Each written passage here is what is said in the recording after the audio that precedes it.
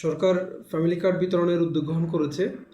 Family কার্ডের তথ্য সংগ্রহকারী পদে ৬৭,০০০ এবং সুপারভাইজার পদে ৬,০০০ লোক নিয়োগ দেওয়া হবে এবং এটার বিজ্ঞপ্তি আজকে প্রকাশ করা হলো।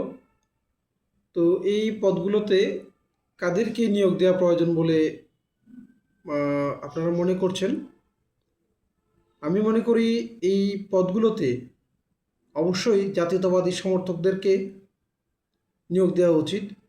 কারণ যে বিএনপি কর্মী ফ্যামিলি কার্ডের কথা বলে ফ্যামিলি কার্ডের প্রতিশ্রুতি দিয়ে মানুষের ঘরে ঘরে গিয়ে জনগণের ঘরে গিয়ে ভোট প্রার্থনা করেছে, ভোট ভিক্ষা করেছে, ভোট চেয়েছে, সেই কর্মীই পারবে সঠিকভাবে ফ্যামিলি কার্ড বিতরণ করে সরকারের ভাবমূর্তি উজ্জ্বল করতে।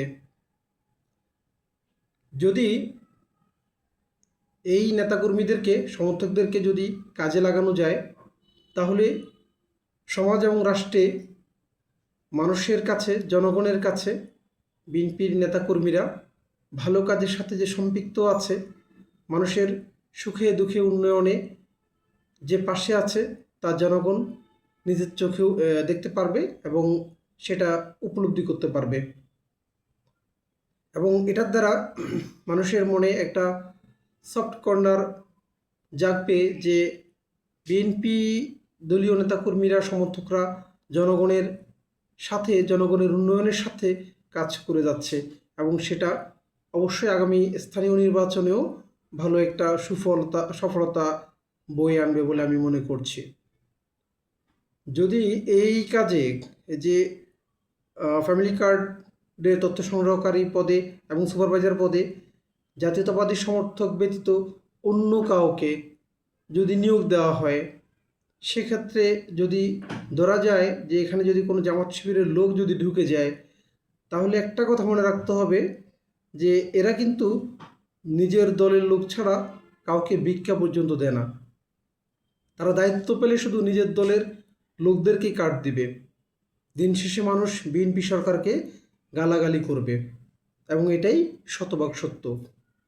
এক্ষেত্রে তারা বিভিন্ন ধরনের অকারেন্স করবে, বিভিন্ন অনিয়ম করবে, যেগুলো পরবর্তীতে দেশব্যাপী আলোচনা সমালোচনা জন্ম দিবে এবং সেটা দিন শেষে সরকারের ভাবমূর্তিকে ক্ষুণ্ণ করবে।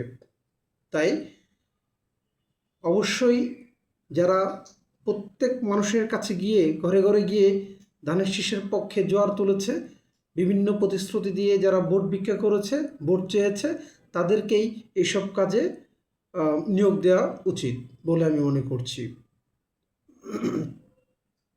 বাংলাদেশের জনগণ খুব ভালো করেই জানে এবং আপনিও জানেন, আমিও জানি, জামাত শিবির মানেই পাকিস্তানি। জামাত শিবিরের আমির থেকে সমর্থক সবাই এক একটা চরিত্রহীন দর্শক। এই মানসিকতাই তারা লালন করে।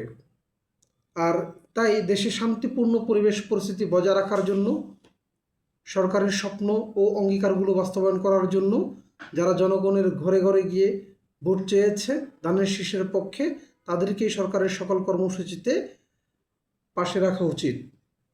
পাশাপাশি কৃষক কার্ড সহ যে মসজিদ, মাদ্রাসা, মন্দির, গির্জা, প্যাগোডার ধর্মীয় প্রধান যারা আছে, তাদেরকে যে সম্মানী ভাতা দেওয়ার কথা, সে সমস্ত কাজগুলোতেও নেতাকর্মীদেরকে, সমর্থকদেরকে, জাতীয়তাবাদী পরিবারের সকলকে কাজে লাগানো উচিত।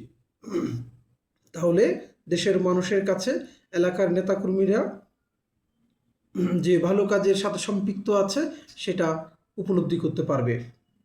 ধন্যবাদ সবাইকে।